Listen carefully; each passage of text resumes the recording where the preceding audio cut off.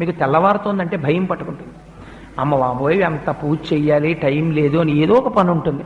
అలా కాకుండా మీరు స్వల్పమైన పూజ, వైదికంగా పరిపూర్ణత్వం ఉండే పూజ అలవాటు చేసుకున్నారనుకోండి, మీ పూజ మీకు బరువు అనిపించదు. మీరు హాయిగా పూజ చేసుకుని వచ్చేస్తారు.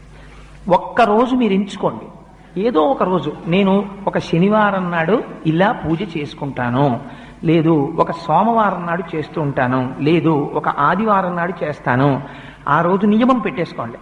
నేను ఈ రోజు విశేషార్చన చేస్తాను అని నియమం పెట్టుకుంటే ఒకే ఒక్కరోజు, ఆ ఒక్కరోజు చేయడానికి మీ మనస్సు ఉరకలు వేస్తుంది. ఇవాళ నేను విశేషార్చన చేస్తాను అని అదే పూజ ఎక్స్పాండ్ అవుతుందంతే. అదే పూజా విధానం, కొత్తగా మీరేం చేయక్కర్లే. కానీ అలా ఎలా పెరుగుతుందో మీకు ఎక్కడికక్కడ చూపిస్తూ ఉపచారములు మనం చేస్తాం శాస్త్రంలో. అవి మీ మనస్సుని తీసుకెళ్లి భగవంతుడి దగ్గర నిలబెట్టడం కోసమని ఉపయోగించాలి. అంతేకాని వాటిని మీరు యాంత్రికంగా చేసి